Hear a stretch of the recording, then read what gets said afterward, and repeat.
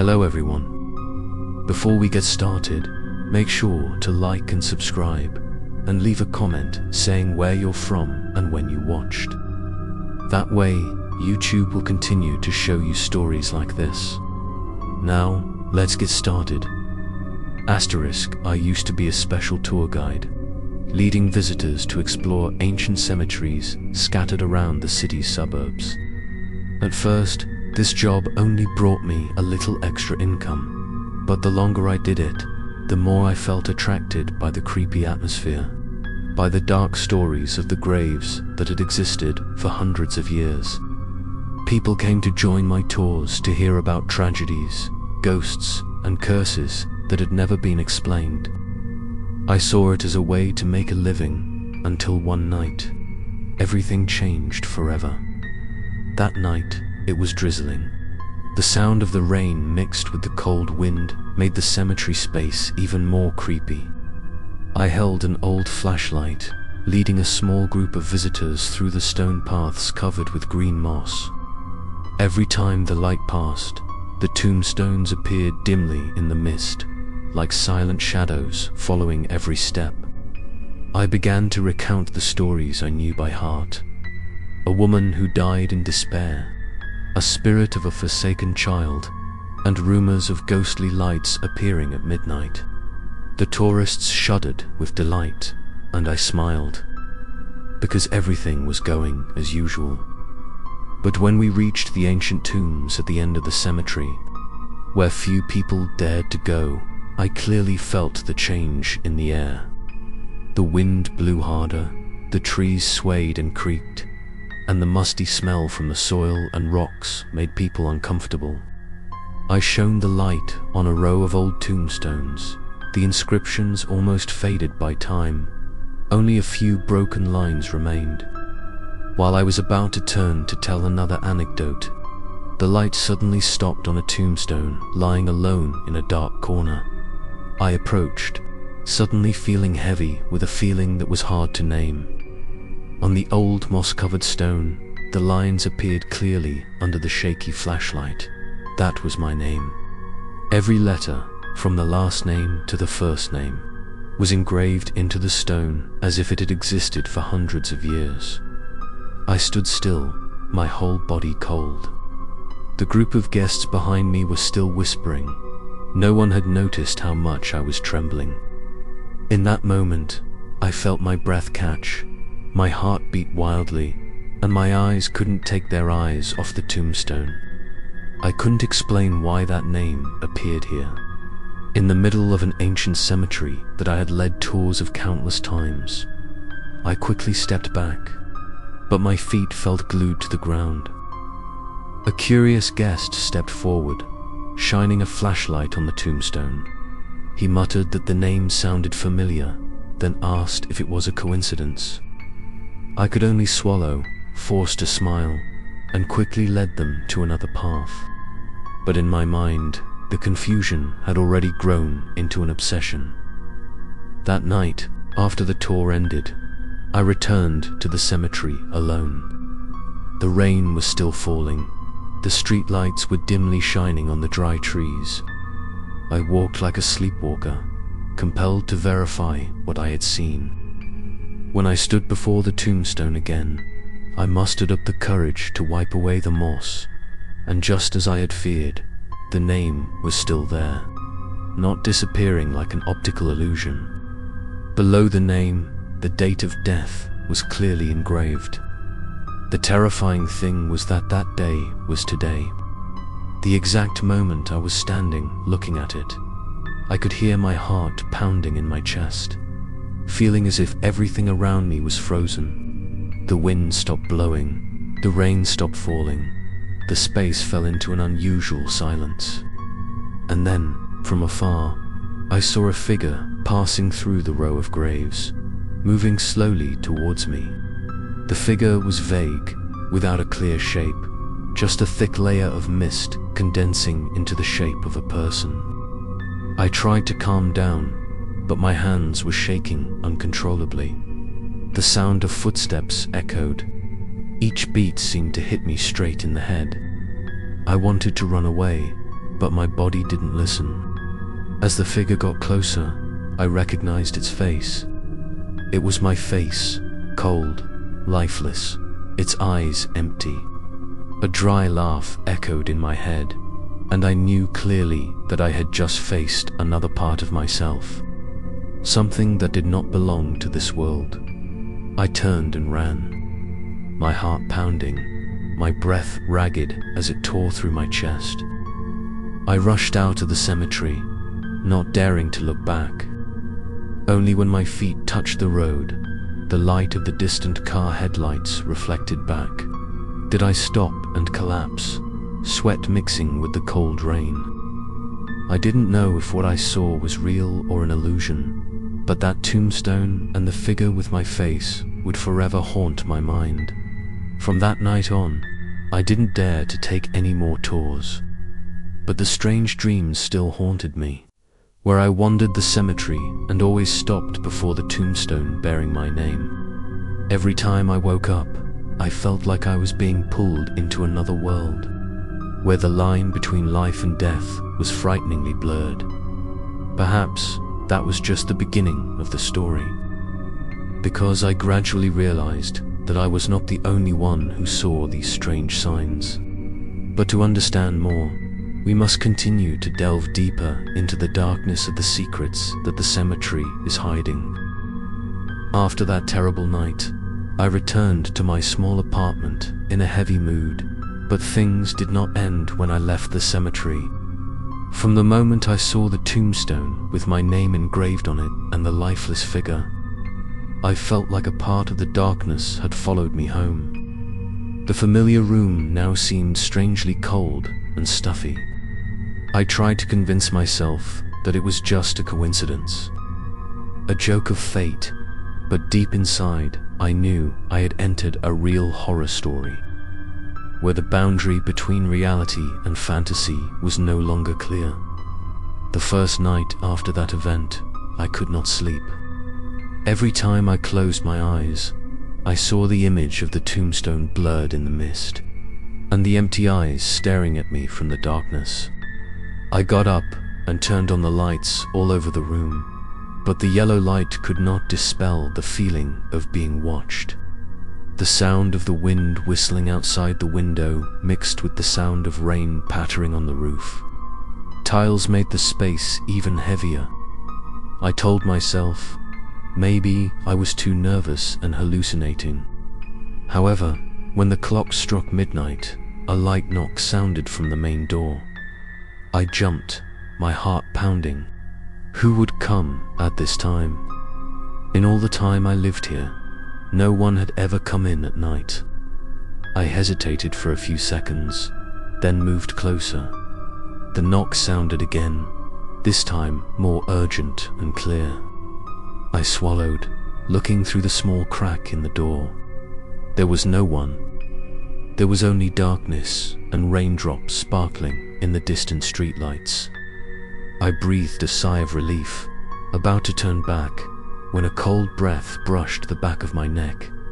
I turned my head, and almost collapsed when I saw a figure standing in the corner of the living room. It was as tall as me, with the same appearance, but its face was lifeless, blurred like a thick layer of fog. I froze, unable to speak. The figure did not move, just stood still, looking at me with empty eyes. I backed away, but each of my steps echoed clearly on the wooden floor. While it did not make any sound at that moment, I remembered the tombstone. I realized that the thing present in this room was the figure from the cemetery that night. I tried to scream, but my throat was so tight that I could not make any sound. Then suddenly, that figure walked towards me, each step slowly but surely. I trembled, rushed towards the window, intending to open it to escape. But when I turned back, the room was empty. The figure disappeared as if it had never existed. I sat down on the floor, breathing heavily, cold sweat pouring down my body. The ticking of the wall clock sounded mockingly in the night. I understood that from now on, my life had changed. What I faced was no longer a story for tourists, but a part of a terrifying reality, something closely attached to me. In the following days, I tried to live normally. I didn't mention the incident to anyone, because no one would believe that a cemetery guide would be afraid of the things he had told me. But every night, I felt invisible eyes following me. In the mirror, I sometimes caught a glimpse of something behind me, but when I turned around, there was no one. One morning, I decided to go back to the cemetery to find answers. I needed to know why my name appeared on the tombstone, and what connection I had with that figure. The sky was overcast that day. The fog was thick. As I entered the cemetery, a cold feeling spread throughout my body. I headed straight for the ancient tomb where it all began. The tombstone was still there, steadfast, engraved with my name and the terrifying date. But what made me shiver even more was that there was a brand new wreath placed right in front of the tomb, the white petals still wet with dew, as if someone had just visited. I stepped back, my heart pounding. There was no way anyone else would know, unless that figure had left it. I looked around, but the cemetery was quiet. Only the hoarse cawing of crows echoed in the distance. I clearly felt that I was no longer a stranger in this place, but had become a part of it. And perhaps the story had only just begun to unfold, with many layers of dark secrets waiting ahead. As I left the cemetery, I knew I could not escape this fate. No matter where I went, I would be pulled back, and to understand better, I had to accept stepping deeper into the darkness. The following days, I lived in a state of half awake and half asleep. Although I tried to maintain normal work, my mind was still haunted by the shadow in the cemetery. During the day, I forced a smile, interacting with people as if nothing happened. But when night fell, the silence made me face the fear that was gnawing at me from within. I began to have strange dreams, where the cemetery became an endless maze, and I always saw a copy of myself waiting at the end of the foggy road. On a rainy night, I fell asleep tiredly.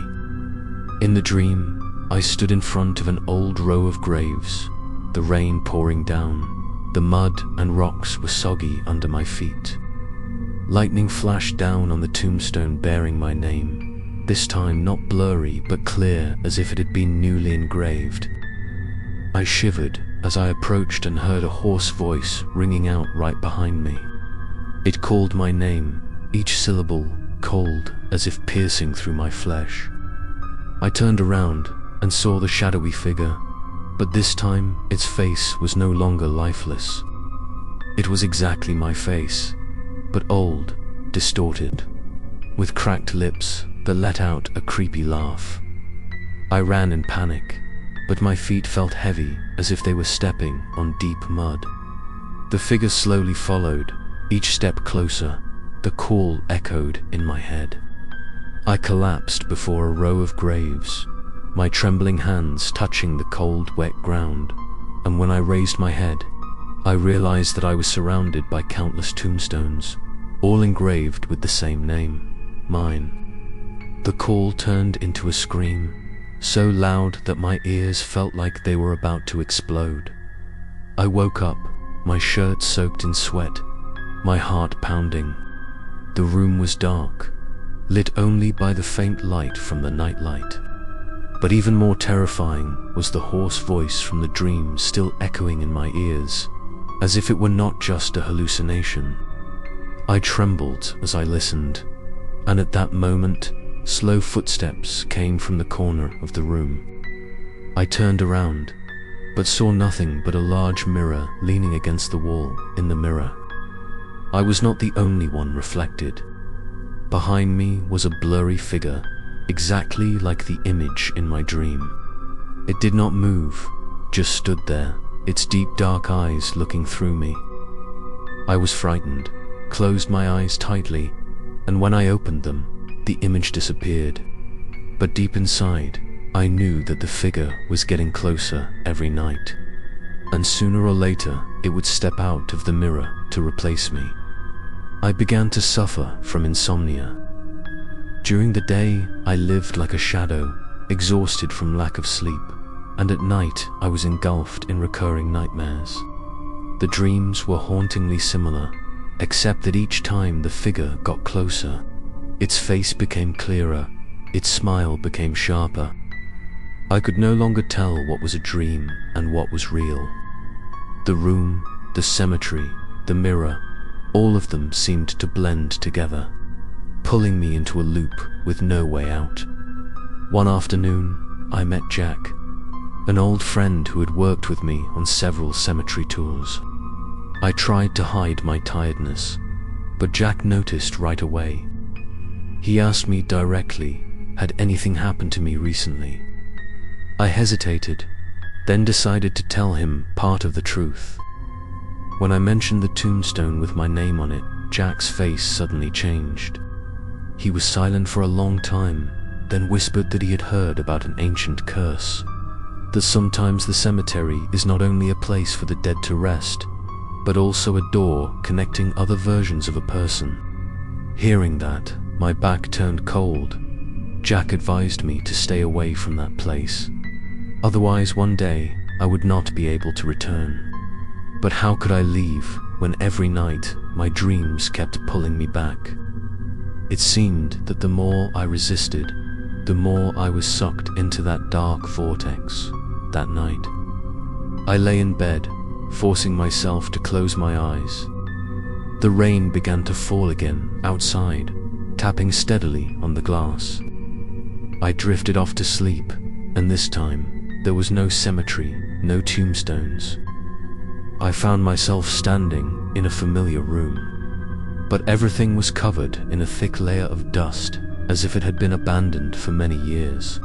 From the darkness, that hoarse voice called out my name again, long and haunting. I knew clearly that this game was not over.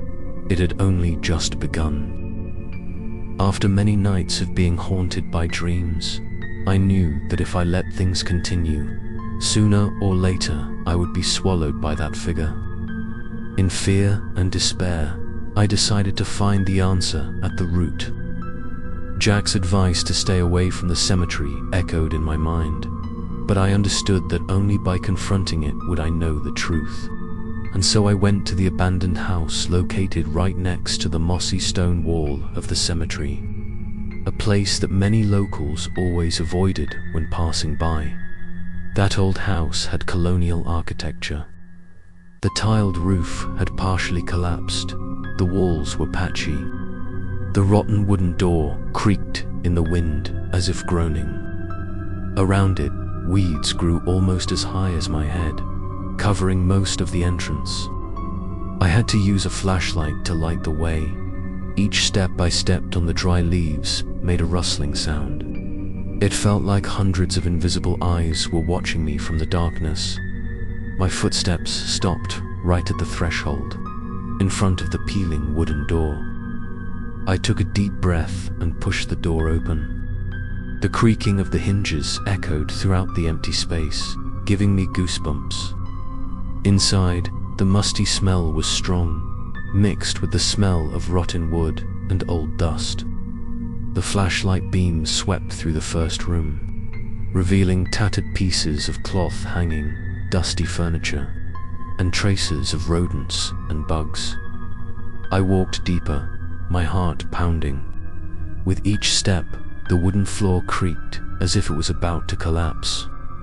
I felt the house was larger than usual, as if there was another world inside.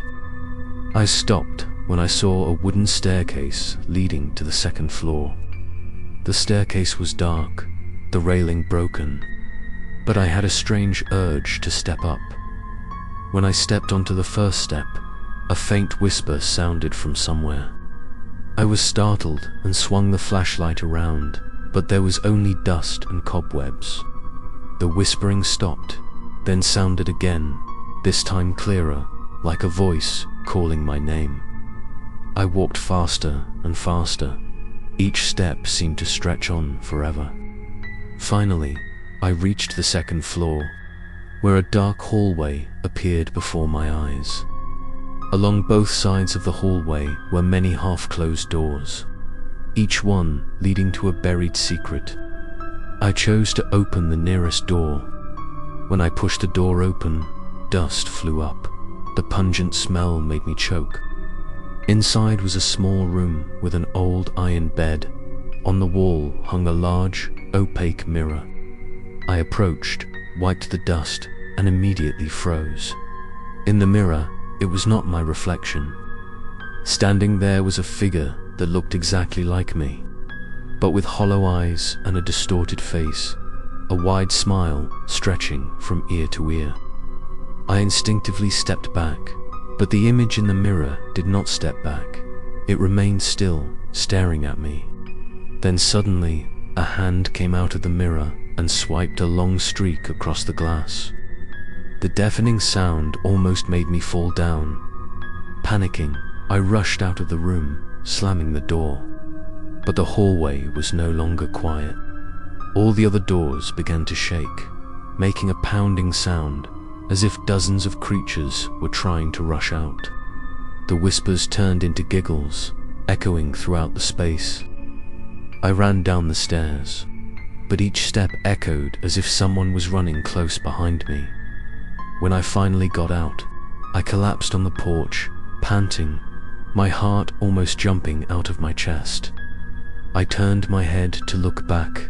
The wooden door was still ajar, and from the darkness, a pair of bright eyes stared at me.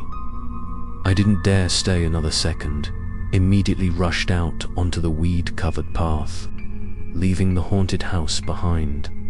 On the way back, the only question that kept ringing in my mind was, why did that figure appear everywhere? In my dreams, in the mirror, and even in this abandoned house. What did it want from me, and could I escape from it? After escaping from the abandoned house next to the cemetery, I thought I would be safe for a while. But the truth was completely the opposite. From that day on, strange phenomena appeared more and more frequently, especially at midnight. My once familiar apartment now became a strange place. Every dark corner was a potential danger. I lived in a state of extreme tension. Even the slightest noise would make me jump. That night, the wall clock struck 12 o'clock. The space was immersed in heavy silence, only the sound of rain falling outside the window. I sat on the chair, my eyes heavy with fatigue, but did not dare to sleep. Suddenly, a soft knock sounded from the main door. The sound was very light, as if someone was tapping a steady rhythm with their fingertips. I strained my ears to listen, my heart beating so hard that I could hear it clearly. At first, I thought it was probably an illusion, but just a few seconds later, the knock sounded again. This time, clearer and more urgent. I approached the door, trembling, my hand on the doorknob. I hesitated for a long time, then glanced through the narrow gap. It was completely dark outside, no one there. I was about to turn back when a knock suddenly sounded right next to my ear, as if an invisible hand was knocking straight on the thin wooden layer separating me from it. I stepped back, my whole body trembling. The knocking was incessant, urgent and persistent. Memories of the abandoned house and the figure in the mirror flashed in my mind. Could it have followed me all the way here? I was trapped in the small apartment, with nowhere to run. Finally, gathering all my courage, I opened the door a crack. The hallway was dark, only the cold wind blew through. I looked left, looked right, but saw no one. Just as I was about to close the door, I suddenly heard slow footsteps from the end of the hallway. I glanced in that direction, and my heart stopped beating. In the dim light of the lamp, I saw a figure approaching. The figure was tall, walking slowly but surely. As I got closer, I recognized its face. Once again, it was my own face, but distorted, lifeless. Its eyes were hollow and empty, and the corners of its mouth were turned up in a cold smile. I yanked the door open, slammed it shut, and leaned against it, panting. But the knocking immediately rang out again, louder this time, as if to break the door open. I rushed into the bedroom, locked the door, and hid under the bed.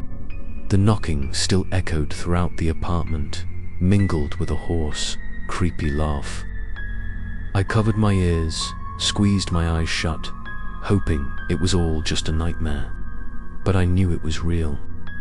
The figure did not exist only in graveyards, in dreams, or in mirrors. It had sought out my last refuge, and it would not stop until it took my place. I didn't dare move that night. Only when the morning light shone through the window did the knocking sound disappear, leaving an eerie silence. I crawled out from under the bed, exhausted. My apartment was still intact, but the front door had long scratches, as if some hand had been scratching it hard all night. I knew I couldn't continue to hide. If I didn't find the truth, I would be forever hunted by my own terrifying doppelganger. I decided to seek out the psychic researcher Jack had mentioned, hoping that this person could help me understand the nature of the shadow. After the night of being haunted by the knocking, I knew I could no longer live in blind fear. The scratches on the main door were still there, coldly reminding me that everything I had experienced was completely real. I remembered what Jack had said about a psychic researcher living in the suburbs, who was rumored to have the ability to see through things hidden behind mysterious mists. With no other choice, I decided to go to him to get answers. His house was located deep in a small alley, separated from the noise of the city. When I walked in, the sky was gloomy. Dark clouds rolled in to cover the sun. The old wooden door was ajar. Inside there was a faint smell of incense mixed with the scent of dry grass. I took a deep breath and knocked lightly on the door. Less than a few seconds later, the door opened automatically, making a creaking sound as if inviting me to enter in the small room. The dim light from a few scattered candles shone on his old but bright face. His eyes were deep, his gaze seemed to penetrate my soul. I greeted him softly, my voice trembling, then recounted the whole incident, the tombstone with my name engraved on it, the lifeless figure appearing in the cemetery, in the mirror, in the apartment, and even the knocking on the door at midnight. After listening, he sat silently for a long time, then nodded slightly. He said, "What I encountered was not a coincidence, but a sign of an ancient curse.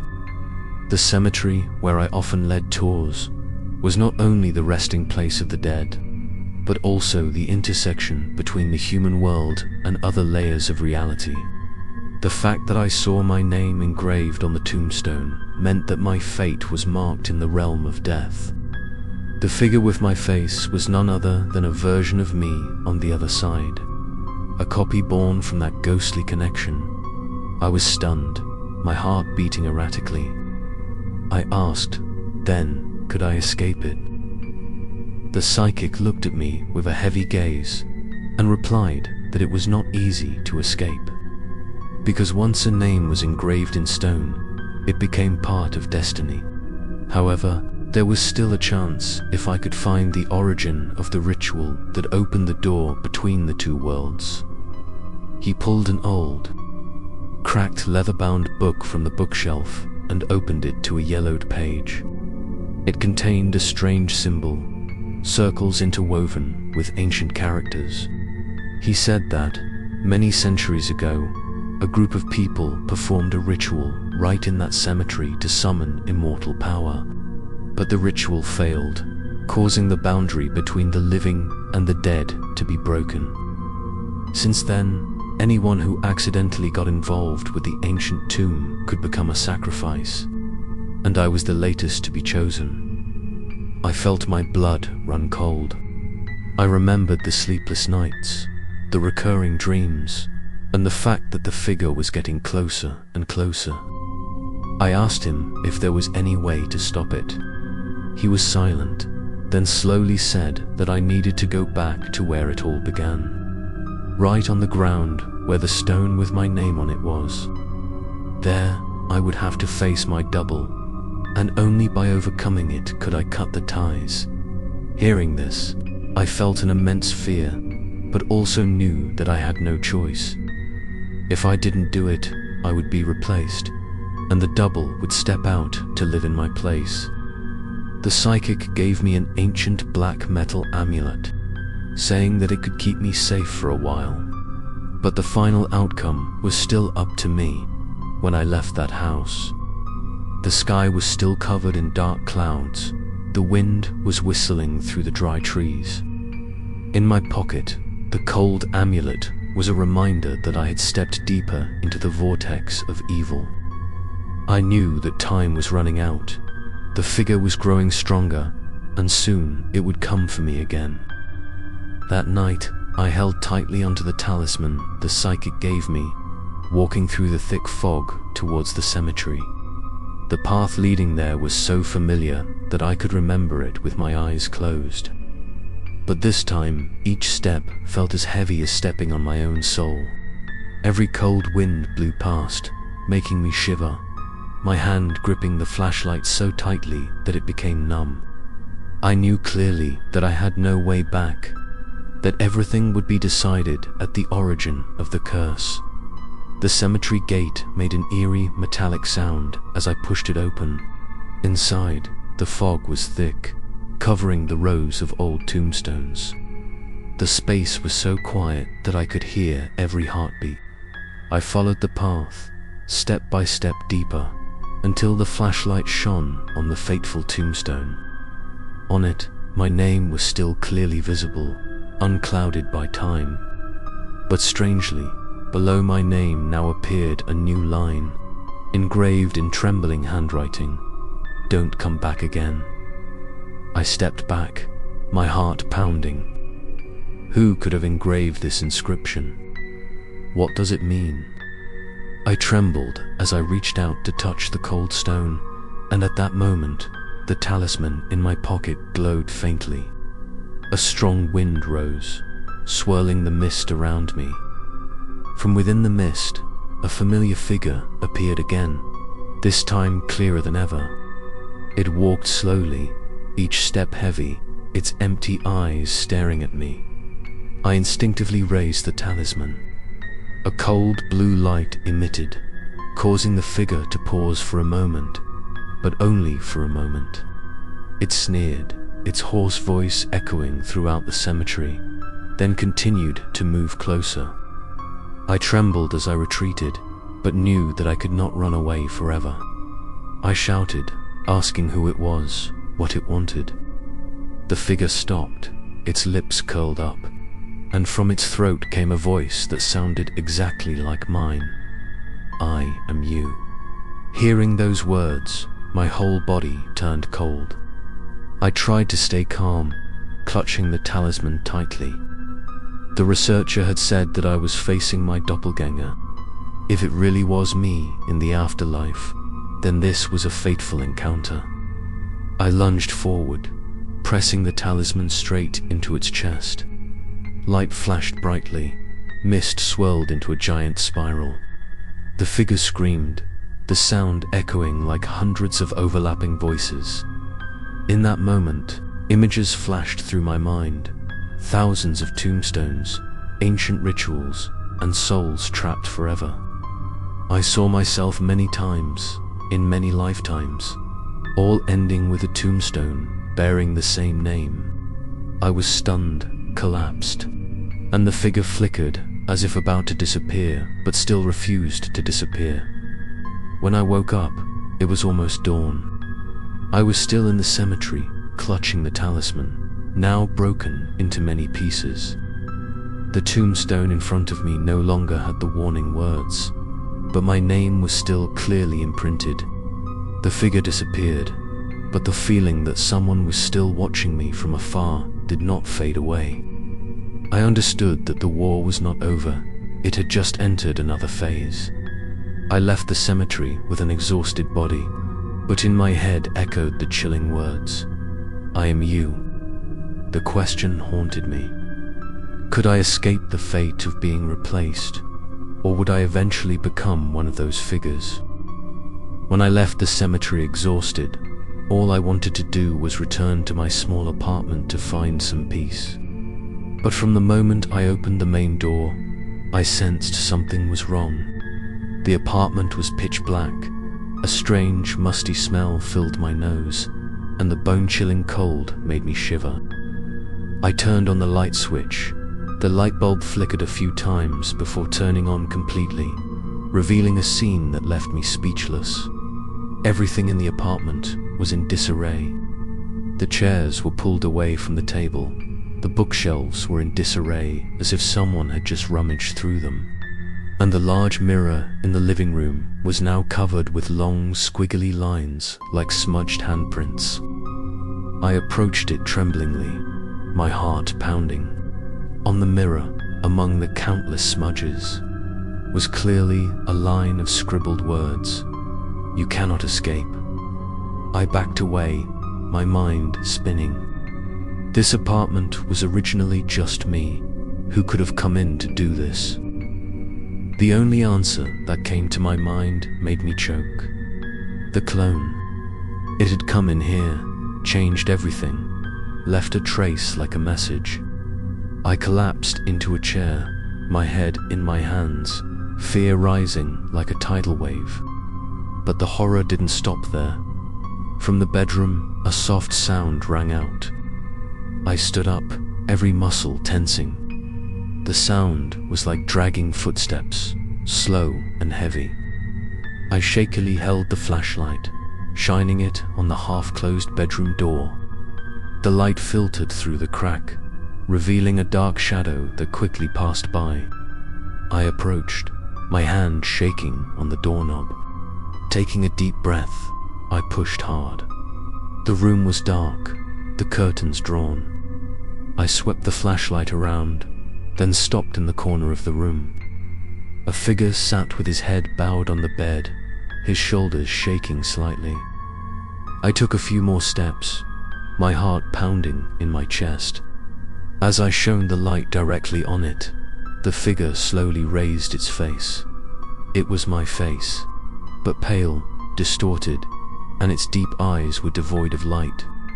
It chuckled softly, a hoarse sound that sent a chill down my spine. I instinctively backed away, and it slowly stood up. The whole room seemed to sway, the air so heavy that I could hardly breathe. I held the cracked talisman in front of me, and a pale blue light flashed, causing the figure to pause for a few seconds. But it only smiled, then disappeared in a puff of smoke. I collapsed onto the bed, gasping for breath.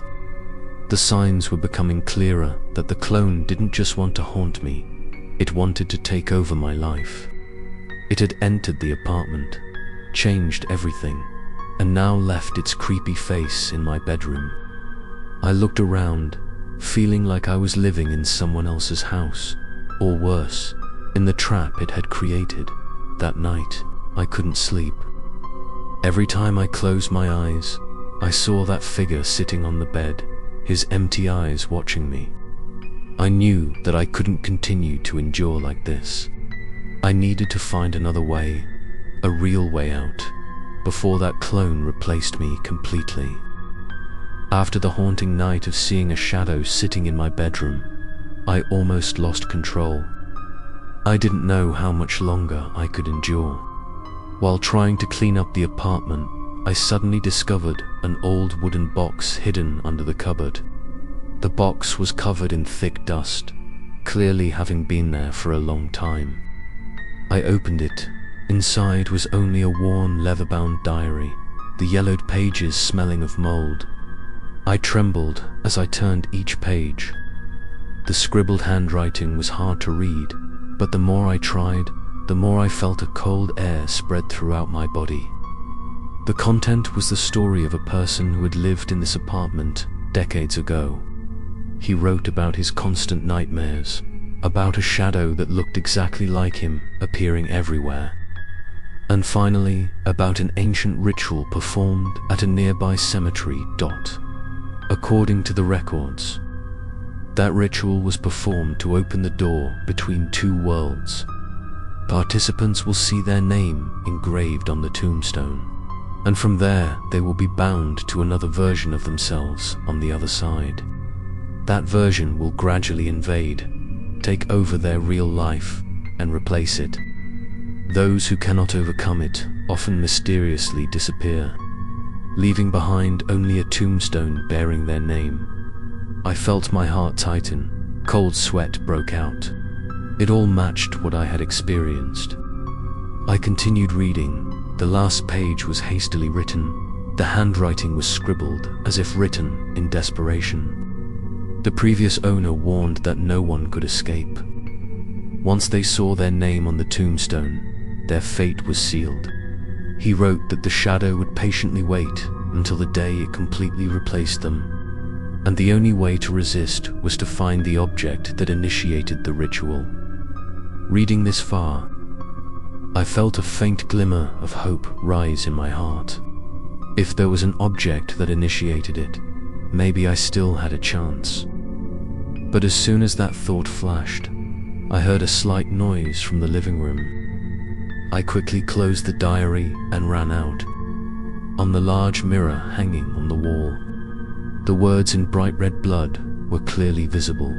"You know too much." I was stunned, my limbs trembling. Impossible, the diary had just been discovered by me. So how could that figure know right away? I approached, raised my hand to touch the words, but they blurred and disappeared as if they had never existed. In the mirror, my face was reflected, but my eyes were not mine. I quickly turned away, my heart pounding. That night, I opened the diary again, flipping back and forth like a madman, trying to find more clues. Among the crumpled pages, I saw a small piece of paper clipped to it, on which was drawn a symbol identical to the one the psychic researcher had shown me. Below the symbol was the address of a wooden house on the edge of town, where the previous owner believed the ritual's origin object was kept. I knew I couldn't let it go. Despite the danger, this might be my only chance to escape this deadly cycle. I stuffed the diary into my backpack, clenched my trembling hands, and told myself that tomorrow I would go to that cabin. But deep down, I also knew that this step could bring me closer to the figure, or even put me in the final trap it had set. The next morning, I took my diary and flashlight and stepped out into the street with a heavy heart. The address on the paper led me to a wooden house deep in the edge of town, where few people went. The path leading there was covered with dry leaves. The trees on both sides were grey, like arms reaching out to block the way. I took a deep breath, stepped forward in the bone-chilling cold, knowing that I was getting closer to the secret that had haunted me for days. The wooden house appeared around a bend. Old and dilapidated, the roof had partially collapsed. The windows were broken, the walls were covered with moss and mold. The space around was unusually quiet, only the sound of the wind whistling through the rotten cracks of the door. I slowly stepped onto the steps. The door creaked open as if it had been waiting for me for a long time. Inside, dust covered everything. Dim light shone through the hole in the roof, illuminating the broken tables and chairs and the torn pieces of cloth hanging from the ceiling. I swung the flashlight around until the light stopped on a large wooden chest in the corner of the room. The chest was locked with a rusty chain, but it seemed like something was waiting inside. I approached.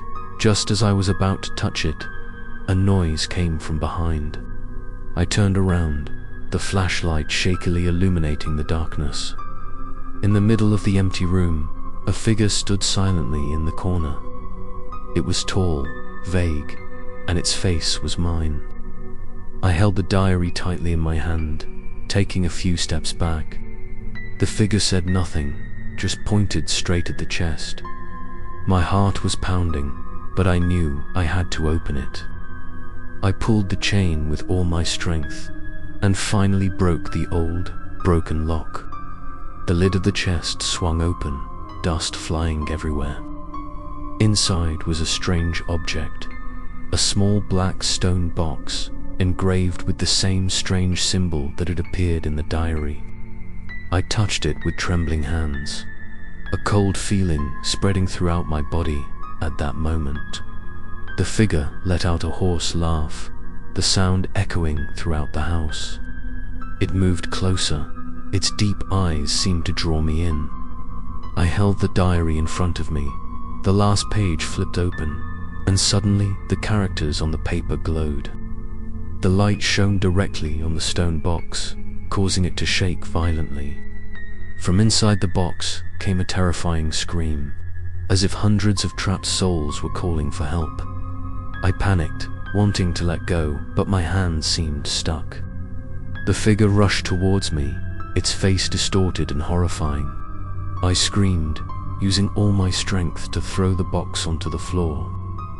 It shattered, blue light bursting throughout the room. The figure screamed and then disappeared into nothingness, leaving behind a dark but quiet space. I collapsed, cold sweat pouring down my body. But when I looked up, I saw something even more horrifying. On the floor, next to the broken box, appeared a small stone tablet, on which was engraved my name and the current date. I was stunned, trembling in disbelief. Perhaps destroying the box did not free me, but only pushed me into a deeper layer of the curse. I hurriedly left the wooden house, my heart filled with anxiety. The way back seemed endless, each step echoing like an invisible whisper. I knew clearly this was not the end. I had reached the source, but had not yet broken the bond. The clone would return, stronger, more haunting, until it completely replaced me. I returned to my apartment in a heavy state, my heart pounding as if it was about to jump out of my chest. What happened in the wooden house still haunted my mind. The stone box was broken, the figure temporarily disappeared, but the stone tablet with my name appeared right before my eyes as a declaration that the game was far from over. I just hoped that when I got home, everything would return to normal. But from the moment I stepped into the hallway, I knew that was impossible. The door to my apartment was no longer the same. On the wooden surface, someone had carved a strange symbol, exactly like the symbols in the diary. Overlapping circles, zigzag lines connected together in a spiral. At the center, there was a round dent like an eye looking straight at me. What was more terrifying was that the symbol was not simply carved, but also faintly glowing in the darkness. A cold blue light, like moonlight, shining through the mist. I backed away, my whole body trembling. Who could have done this while I was in the cabin on the edge of town? The symbol appeared as if it had been waiting for me to return, as if it were a sign that I could not escape. I took a deep breath, trying to regain my courage, and put my hand on the doorknob. My skin immediately went numb, like touching a block of ice. The numbness spread throughout my arm, and in my head, vague whispers rang out. Indistinct in language, but urgent like an ancient curse. I pushed the door open. The light in the apartment was dim. The air was stuffy, as if someone had taken over the place. The furniture was no longer messy. Everything was arranged in an unusually neat manner, as if an invisible hand had arranged everything in its own order. I swallowed, shining the flashlight into every corner. Everything was too perfect, too quiet, just like a mousetrap waiting for its prey to return. On the living room table, The diary I had brought last night lay neatly, opened to a new page. But I remember clearly that I had stuffed it into my backpack. On the page, the handwriting was trembling. You did not listen to the warning. I held the notebook with trembling hands, my heart pounding wildly. As soon as I touched it, the room suddenly resounded with a steady tapping sound from the wall, as if someone was tapping from the other side. The tapping was loud, long, and getting stronger. I turned the light toward the wall and was immediately horrified to see that the strange symbol also appeared on the wall, glowing an eerie blue. Each line seemed to be moving, swirling slowly, and I clearly felt that an invisible door was about to open. From within, a cold air flowed out, making me shiver. Then, in the dim light, a shadowy hand reached out from the wall, clutching at the air. I screamed, retreating, but my heavy legs seemed to be glued to the floor. The other hand slowly pulled the shadowy body out. Once again, I faced my doppelganger, but this time it was no longer a blur. Its face was clear, its eyes were empty but deep. A twisted smile was visible on its lips. It looked at me, and for the first time, it spoke clearly. "You are no longer the master of this place." I clenched the broken talisman that remained in my pocket, hoping that it still had some power. But the doppelganger only laughed, a hoarse laugh that echoed throughout the apartment. I knew that the game between me and it was approaching its final stage, where there was no longer any room for escape. After the night of confronting the doppelganger in my apartment, I knew I had no time left. The strange symbols carved on the walls and on the main door were signs that the door between the two worlds was almost completely open. In desperation, I sought out Jack, my old friend who had warned me from the beginning. He was the only one alive who had any knowledge of the ancient ritual. I arranged to meet Jack at a small cafe hidden behind a deserted street. The day was overcast, a light drizzle fell, and a cold wind blew through the cracks of the door, making the wind chimes tinkle. I sat in a hidden corner, my heart pounding, waiting. When Jack entered, I almost breathed a sigh of relief. But looking at his face, I could clearly see the exhaustion and fear that had been deeply ingrained. We sat down, and I recounted everything that had happened since the last time I saw him. The stone box in the wooden house, the stone tablet that appeared after it broke, the glowing symbols on the door, and the figure that stepped out of the wall. Jack listened silently, his hand gripping the coffee cup as if he wanted to crush it. When I finished, he looked straight into my eyes, his voice low and hoarse. "You've gone too far. It's not just a lost soul anymore.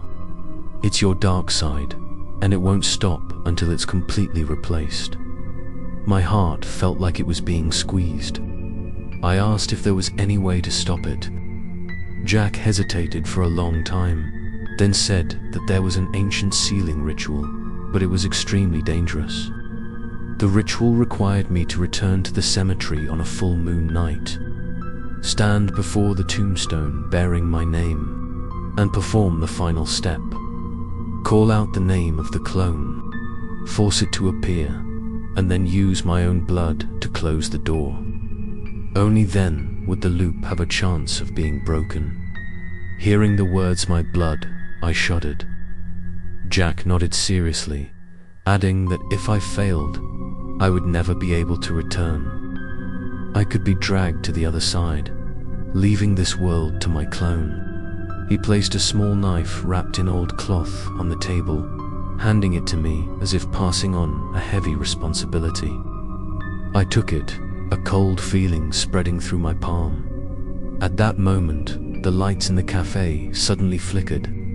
The glass window reflected the image inside, and I was stunned to see that in the mirror there were not only me and Jack. Behind us, a blurry figure stood close, a face identical to mine but distorted, empty eyes staring.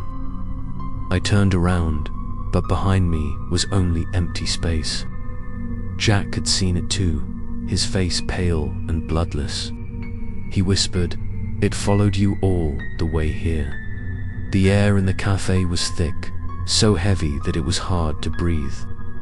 I gripped the knife tightly, cold sweat pouring out.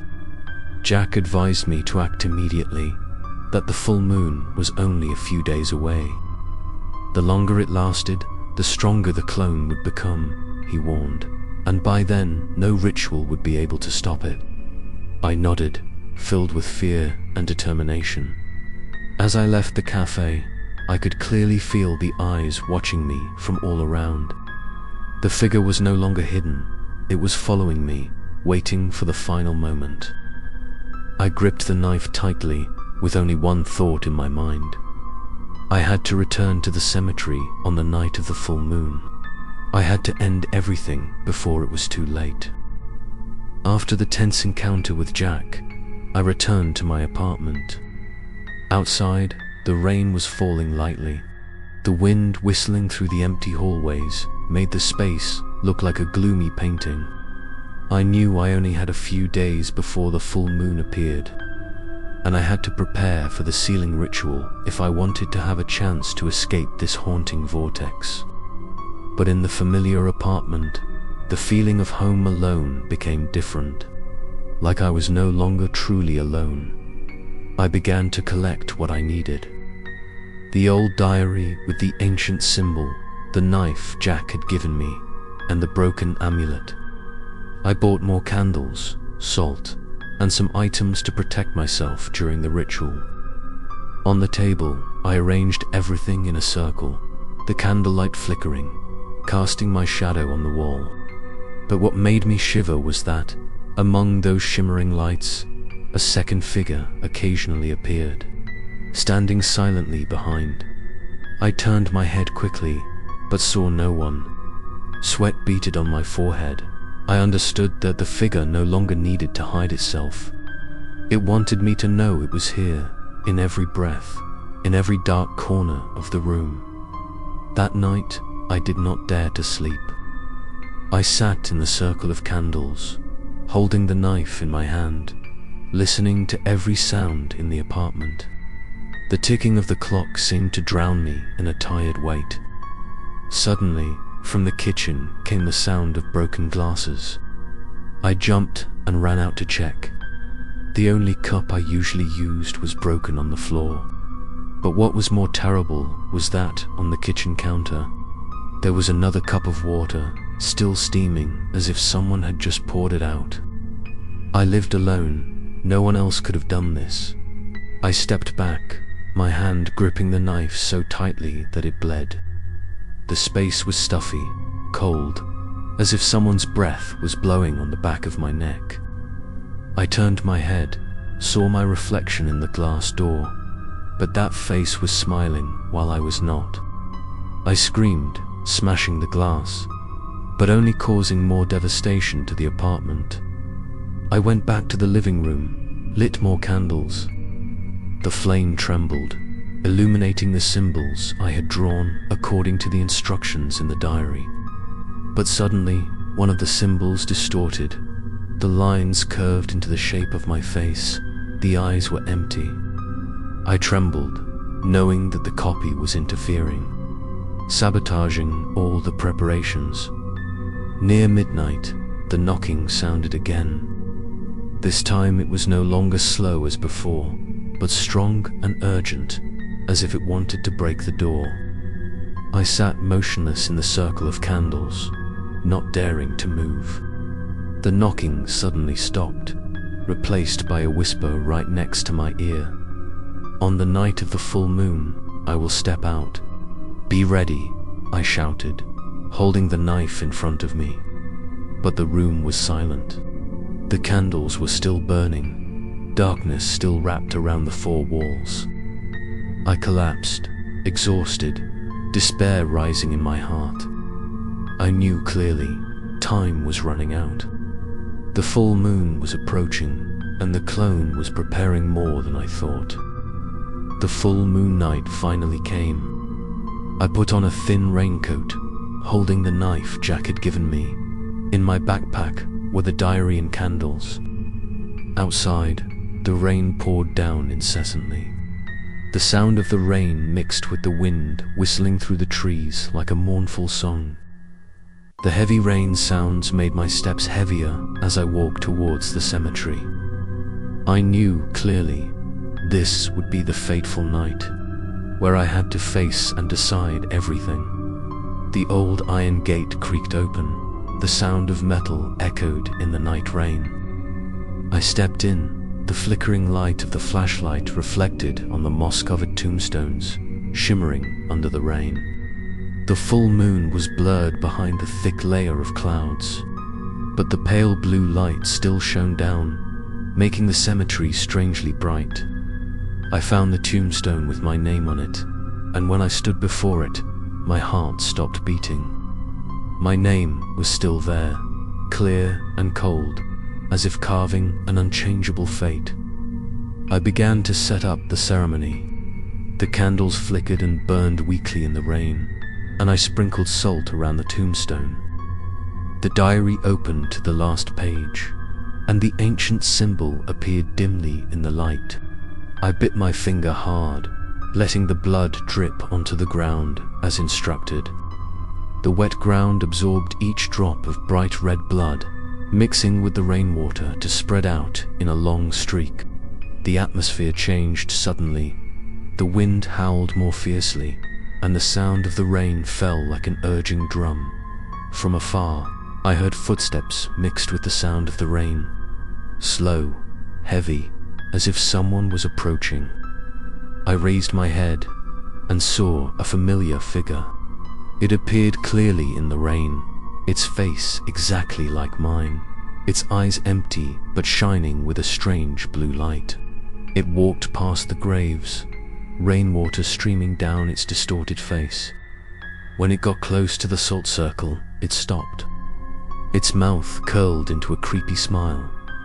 I shakily raised the knife, my voice lost. "What do you want from me?" The figure tilted its head. Its voice rang out, cold as the night rain. "I want to live. I want to take your place." The hoarse laughter echoed, drowning out the sound of the rain. I clenched my knife, gritted my teeth, and stepped forward. The ritual had begun. I read aloud the ancient words in the diary, each incomprehensible syllable resounding in the space. The candle burned brightly, the flame flickering as if about to go out, but still holding on. The figure hissed angrily, trying to step into the salt circle, but was blocked. I stabbed the knife into the ground, letting more blood flow, soaking into the circle. The stele behind me shook, glowing green, like a door opening. The figure screamed, its shape distorted, its eyes burning. It shouted in my own voice, "You will never escape." I trembled, but did not stop. I continued reading, my voice getting louder and louder, drowning out the sound of the rain and wind. The space around me seemed to collapse. Thunder and lightning tore across the sky. The tombstone cracked open, and a brilliant light shone from it at the last moment. The figure rushed into the circle, piercing through the salt that was melting from the rain. I raised my knife, blood dripping and cracking on the tombstone. The light exploded, sweeping across the cemetery. The final scream echoed as if tearing my soul apart. I collapsed onto the wet ground, my whole body cold, my ears ringing from the sound of the rain still pouring down. When I raised my head, the figure had disappeared. The candle ring went out, leaving only the tombstone cracked in two, the words bearing my name gradually fading. But in my heart, I was not sure if it was a sign of victory or just the beginning of a new cycle. When I woke up, I found myself lying in the middle of a cemetery. The rain had stopped, The sky was mottled with the dim light of the full moon behind the clouds. All around, the candles were extinguished. The salt circle had disappeared. Only the cracked tombstone stood tall in front of me. I struggled to sit up, my whole body aching as if I had just gone through a fierce battle. But the real horror began when I looked down at my hands.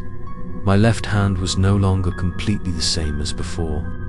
Thin cracks appeared on the skin, glowing pale blue in the dark, as if the light from the other world had seeped in. I trembled, tried to rub my eyes, thinking I was seeing things.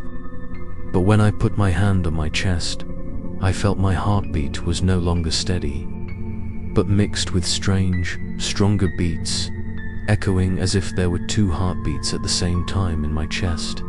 I panicked, stood up and staggered out of the cemetery. The cold night wind blew past me, waking me up, but could not dispel the strange feeling in my body. On the way back, I caught sight of my own shadow on the wet pavement, but the shadow did not move like me. When I took a step, the shadow stopped. When I stopped, the shadow moved forward. My heart clenched, my whole body trembled. I ran away, not daring to look back. Back at the apartment, I looked at myself in the mirror. The face was still mine, but the eyes were different. In the depths of my eyes, I saw the reflection of another face, blurry and cold. A distorted smile flashed and then disappeared. I backed away, falling to the floor. My body was gradually no longer mine. I quickly opened the diary, flipping through the pages in the hope of finding more clues. But the pages were now blank. The words had completely disappeared. On the last page, there was only one sentence: "You let it in." I was stunned, my heart filled with despair. The ritual had not sealed that shadow. On the contrary, it had opened the way for it to enter that night. As I tried to fall asleep, I found myself standing in a dim room again. The figure sat on the chair, its eyes empty but bright. It laughed, its voice echoing in my head. "You and I have become one." I woke up, drenched in sweat, my hand glowing a brighter blue than before. I screamed, smashing the mirror in the room, but in each fragment, the duplicate face still stared. Unwavering, I knew that my time was running out. My body was changing little by little. With each passing day, the blue light on my skin spread more and more. My heartbeat sometimes merged into a strong, unfamiliar rhythm. I could no longer distinguish between my thoughts and the whispers of the figure. After realizing my body was starting to change, I decided I couldn't just sit there and wait. The glowing green cracks on my skin were spreading, like roots digging into my flesh. I remembered the rumors of an ancient temple deep in the northern woods, where people believed it could separate souls from demonic bonds. It could be my last chance, even if it was vague and dangerous. I prepared a few things: a flashlight, some dry food, a lighter, a few remaining candles, and the knife Jack had given me. I put on my backpack and left the apartment that had become unfamiliar. The path leading into the woods was long and winding. The darkness was overwhelming, the wind blowing with a cold dampness. With each step, I felt like someone was following me closely. I turned back several times, but only saw an invisible void. By the time the sun set, I still hadn't reached the temple. The jungle was dark. The sound of insects and the wind whistling through the trees were like mysterious whispers. I had to set up a tent, preparing to spend the night in the forest. The sound of rain pattering on the roof of the tent mixed with the sound of the wind, making the atmosphere even more eerie. I lit a candle, the small yellow flame flickering, trying to bring a little warmth in the darkness. But the longer I sat in the tent, the more I felt something lurking around me. The sound of dry leaves rustling, The sound of branches breaking rang out irregularly. I listened carefully, my heart beating fast, then suddenly saw a dark shadow passing by outside. I held my breath, held the knife tightly, and gently opened the tent cloth dot in the pale blue moonlight shining through the trees. I clearly saw a figure standing not far away. It was motionless, just looking straight at the tent. When I squinted to take a closer look, my heart tightened. It was my face, empty eyes glowing. The figure did not move, just stood there, quietly waiting. I quickly pulled the tent curtain back, trembling as I sat down. A whisper echoed in my head. "You can't hide, even in the forest." I covered my ears, mumbling the words I remembered from the diary, hoping to find some peace. But the voice became clearer and clearer, as if it came from my own flesh and blood. That night seemed endless. Every time I closed my eyes, I saw a figure creeping into the tent, its bright eyes staring at me. I jumped up, but the tent was empty. I couldn't tell what was a dream and what was real. The green light on my skin grew brighter and brighter, spreading along my arm like a smoldering fire dot. As dawn approached, I was almost exhausted. Stepping out of the tent, I saw wet, patchy footprints on the ground in front of me. They led straight to the tent door and then disappeared. I trembled as I realized that the figure had been with me all night, just waiting for the moment I let go. I packed up my things and continued walking deeper into the forest. A single thought echoed in my head. I must reach the ancient temple before that figure completely merged into my body. I walked through the deep forest, each heavy step like stepping on my own fear. After the haunting camping night, my body had changed even more clearly. Green cracks had spread along my arms, and occasionally the light would flicker like a heartbeat from another world. As I walked, I heard whispers echoing in my head, the voice of the clone mixed with my own thoughts. Sometimes, I could no longer distinguish between my will and its urging. It was late afternoon when I reached a clearing, in the middle of the forest. Before me was an ancient stone gate, covered with green moss. On both sides were broken statues of unknown shape. The surrounding air was cold. The smell of damp earth was strong. The gate was like a crack in reality, opening the way to another world. My heart was pounding, both scared and urged to step in. I moved closer, reaching out to touch the stone slab. Immediately, a cold air ran down my spine, making my whole body numb. The green light from the cracks on my hands immediately resonated with the ancient patterns carved on the gate, causing them to glow dimly. I understood that this was the place I had to go, the place that could either free me or end me. I stepped through the gate. The space darkened. The path leading to the temple was covered with dry leaves, with leaning stone pillars on both sides. I heard footsteps echoing, but when I turned around, there was no one. The familiar figure was definitely still watching, just waiting for my weakest moment. The temple appeared in the middle of the void. The tiled roof collapsed, the stone walls cracked. On the main door were carved the same symbols as in the diary. I felt like I had stood here before, in some other life. The familiar feeling made me shiver. I pushed the door open and entered. The rusty hinges creaked eerily. Inside, the space was large but cold. Moonlight filtered through the cracks in the roof, illuminating the moss-covered stone floor. In the center was a black stone altar, on which sat a thick book, its old wooden cover engraved with ancient symbols. I approached it, trembling as I opened it. The yellowed pages inside recorded the sealing ritual, more detailed than anything I had ever seen in the old diary. It emphasized that to separate the soul, the practitioner must face his or her own shadow directly at the altar, using blood to seal it one last time. I clenched the knife in my hand, my whole body trembling. The voice in my head rang out again, this time clearer than ever. "Don't resist.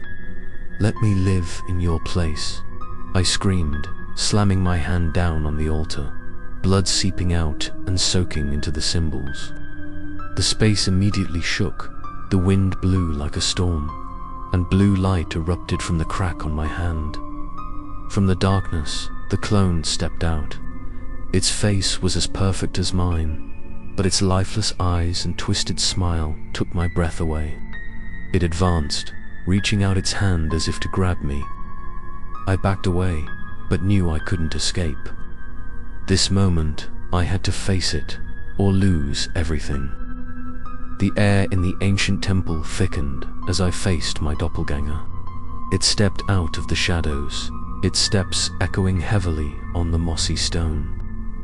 Its face resembled mine in every detail, but its hollow eyes glowed green and its twisted smile took my breath away. I gripped the knife Jack had given me, my hand shaking. Knowing this was the turning point, the doppelganger stopped just a few feet away from me, its voice echoing through the air, but the sound seemed to come from inside my head. "You don't need to resist. You're tired. Let me live instead," I shouted, trying to drown it out. But the voice grew louder, taking over every corner of my thoughts. I backed away, leaning against the altar. The ancient book remained open, the symbols on its pages glowing as if in response to our presence. I remembered Jack's words, that the ritual would only be complete when I called the doppelganger's name and sealed it with my blood. I took a deep breath, then shouted my name, my voice echoing throughout the temple. The space shook. The altar shook violently. The clone screamed, rushing towards me at a terrifying speed.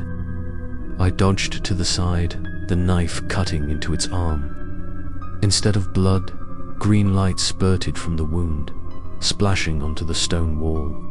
It roared angrily, its eyes glowing brighter, and charged again. I used all my strength, stabbing the knife into the altar floor, letting my blood drip down and mingle with the ancient symbol.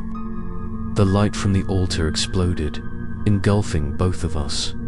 In that moment, I saw a series of images flash by, my previous lives, all ending in the same scene, the clone replacing the real subject.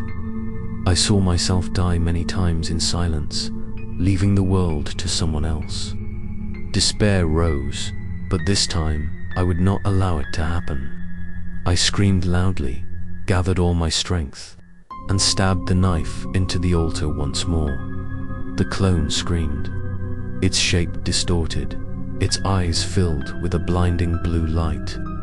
It tried to grab me, but was held tight by an invisible force. The light from the altar swirled in circles, sucking it in. It screamed in my voice, full of pain, "You will never escape. I will always be here." Then its body dissolved into the light.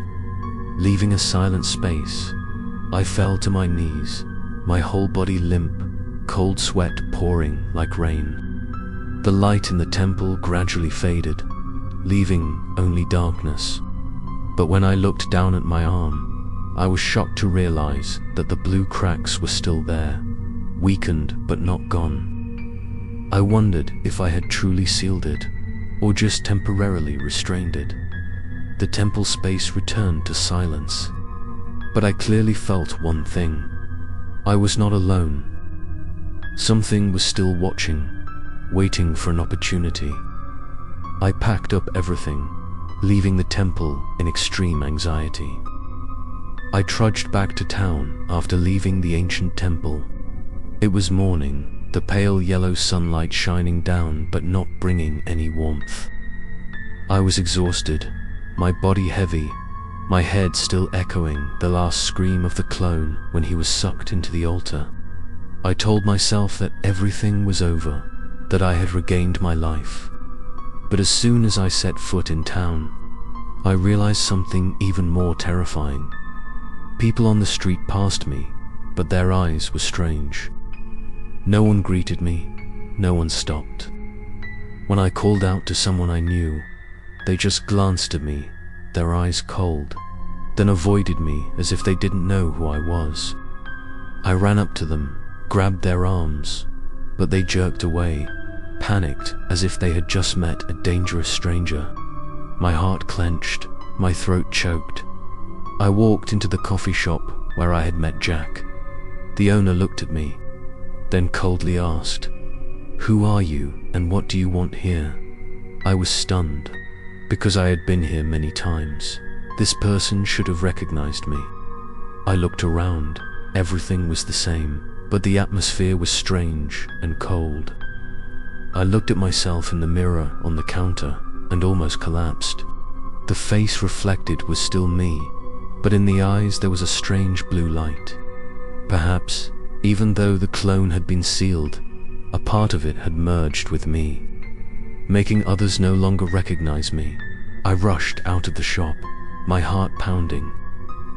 I called Jack, but on the other end of the line, only a strange female voice said that there was no one named Jack on this number. I was stunned, as if the whole world had changed in an instant. Had I been pulled into another reality when performing the ritual? I was no longer sure which was the real world. Wandering through the streets, I felt the wary, distant eyes of everyone. A child pointed at me and burst into tears, and the mother immediately pulled me away, not daring to look back. I felt anger and despair rise in my heart. I had fought to keep myself, but now the world saw me as a stranger. A cold thought crept in. Maybe this was the clone's revenge. It didn't need to possess me. It just needed to make me an outcast in its own life. At night, I returned to the apartment. Everything was intact, but strangely empty.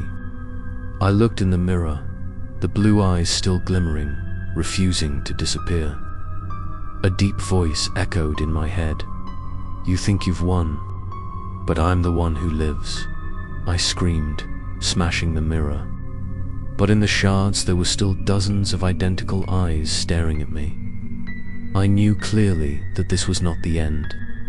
The clone was still there, a part of me, and maybe one day it would take over completely.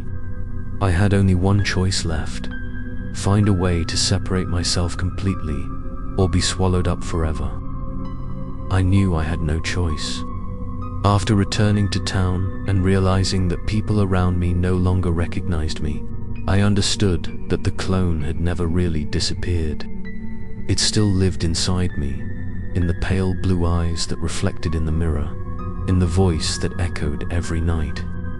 This time, I did not return to the ancient temple to seal it, but to end it all at any cost.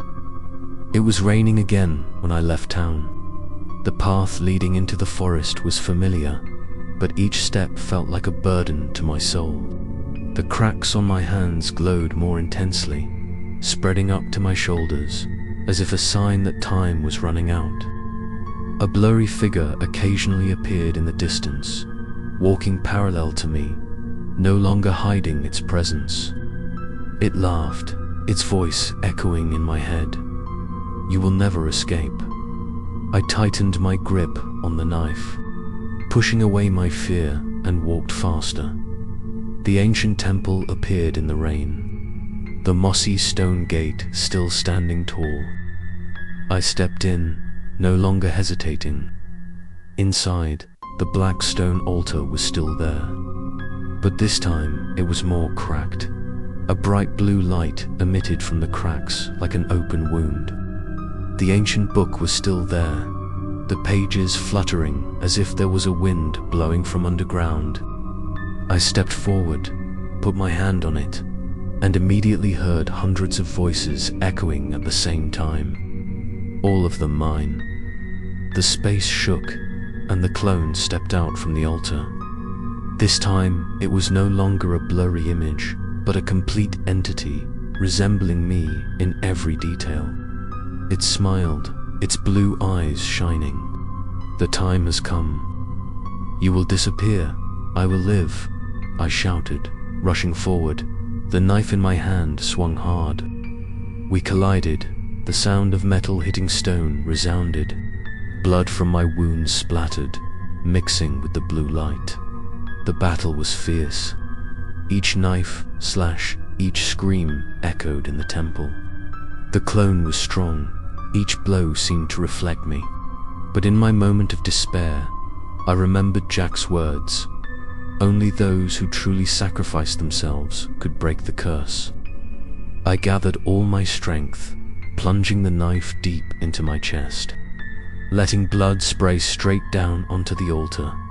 Green light exploded, pulling both me and the clone into a giant vortex. It screamed, its eyes glowing brightly, then cracked, dissolving into fragments of light. I fell in pain, bleeding profusely, but in the last moment, I saw my eyes return to normal.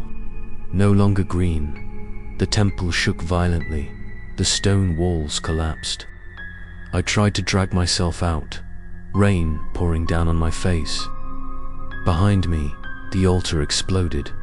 The green light suddenly went out, leaving only darkness and the sound of rain. I collapsed on the temple steps, my whole body exhausted. But in my haze, I heard a distant whisper. "You won, but you will never escape." At this point, I wasn't sure if I was alive or dead, only that everything around me was gradually fading into darkness. Perhaps the curse had been destroyed, or perhaps it was just waiting for the next life to return.